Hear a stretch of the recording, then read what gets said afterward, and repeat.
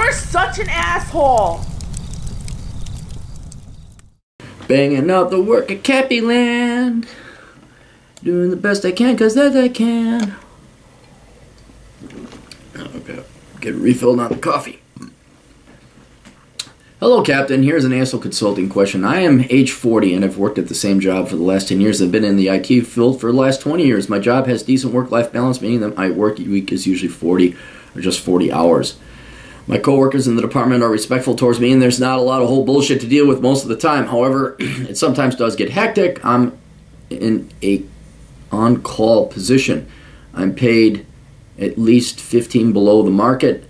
I've noticed the younger guys, 5 to 10 years younger, are getting promoted over me. The individuals promoted over me are not any smarter than I am. They don't work harder. They don't have anywhere near as much seniority. Hell, one of them even asks me for help just about every day. While I will admit that they do add value, they also spend a lot of time flapping their jaws and puckering up their lips to kiss the millennial director's ass. Oh, you're working under a millennial. Oh, oh, you poor bastard.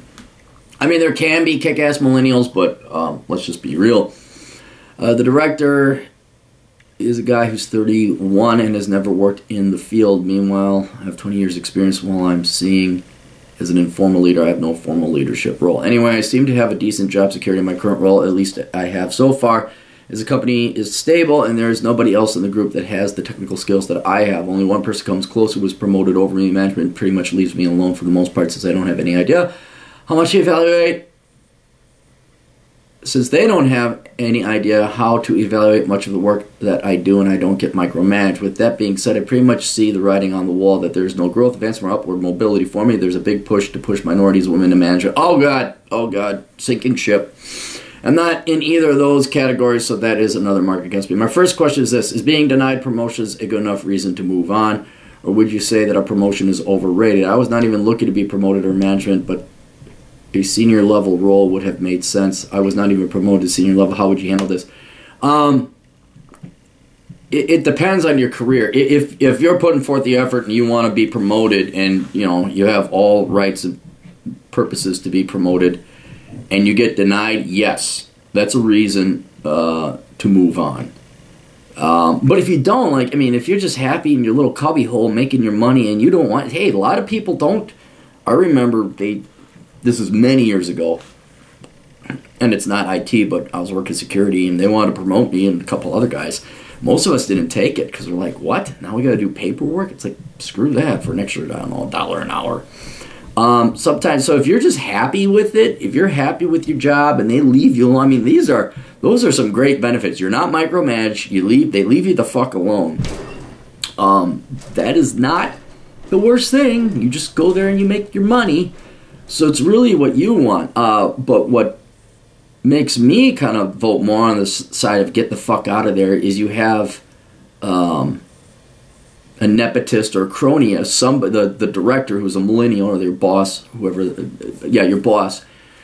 If he got there and he has no IT experience and he's promoting people based on vagina and skin color, or he's got some kind of connections and he didn't earn it, he's not merocratic, that calls into question, just principle and integrity. I'm like, fuck, I just wouldn't. I'd be like, I know a guy, large company everybody knows, where they were promoting black women to positions above, not just him, but everybody else. And these gals had no fucking clue what they were doing. No clue. Not because they were black women, but they didn't train in the field that this company provided services in. And they had no idea what they were doing. And the guy's like, no, I'm done. And I think he did kind of want to move on and promote or get promoted. But this is what inevitably, if not bankrupts companies, certainly torpedoes divisions, certainly shuts down your unit.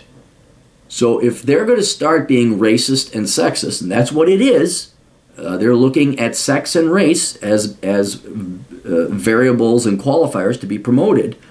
On principle, I would get rid of it. Then you throw in the fact you got this nepotist boss who's a millennial. And yes, I will admit my bigotry against millennials. Terribly sorry for all my millennial listeners, but you got to prove to me, especially with that reputation. This is almost where I'd say, yeah, your whole division might be laid off. There's certainly no room for you to get promoted. It's just a bad environment. This is a poorly run ship that you're on. And if you're in IT and you got all these years experience, that's how you get promoted in IT. You make more money is you go somewhere else. That's what it is. You're a whore. You just go somewhere else. And that's where I've found, and that's not just IT, that's pretty much everywhere. But, yeah, you have to really ask, in your particular case, how vital is it, that you get promoted and make more money? Me, I couldn't stomach it. I could not stomach working for these inferiors. A Nepotist Millennial and affirmative action hires who did not get there through merit or hard work. Hell no. If I do end up moving on, should I go for more money or more time? I currently live in a low cost of living, about 20 minutes from my current job. Just about every job in my field closer to home is lower paid entry level. Meanwhile, if I commute a bit farther, that opens up a lot more job opportunities in the nearest big city. Well, can't you just move there? Do I really want to live in a city or even in any towns closer to the city? I'm not sure about that. If given a choice, would you suggest making as much money as possible while I'm able to make it? IT is an ageist field, or would you suggest finding a lower paid, lower stress job closer to home, which would not be a issue financially with the lower cost of living here? So basically the question comes down to this. Is a 12-hour workday, including the commute, for $80,000 per year, and a 9-hour workday include for $40,000 perhaps if I'm more lucky, or stick it out where I am until... Well, how... I would do... Can't you move? Career right now in the middle of two options, both salaries can be... Dude, if you got 20 years experience, how the fuck are you making only $40,000? No offense. You need more certifications or something. That may be another reason you're not getting promoted. But even then, if you've got all this years experience and you go work at another, like, see ya, bye, here's my 2 weeks notice, they might counter offer, and even then I would move. You're going to double your salary? Dude, why would you waste 12 hours, 3 hours in a commute? Yeah, even if you own your house where you're currently at now, go rent some cheap little place closer to work so you don't have an hour, 15-minute commute every day. 40,000 seems just so low. It just seems so low. And if I could double my salary, all it's going to cost me is like a couple grand, not a couple grand, hopefully only a grand. Let's say $1,000 a month for you to rent an apartment nearby where you work, and you double your, well, that's, $40,000 minus $12,000, that's an extra $28,000. And you got the opportunity to, like, play the potential employers off. Yeah, I would be moving. Guys, you got to go where the work is. I know a lot of you don't want to live in a major city. I understand that. I understand you don't want to invest in it. But you have to go where the work is. All these, you can't find a job, man. It's like, well, that's because you didn't go up to Alaska and try fish. You didn't go up to the Bakken oil field, try oil.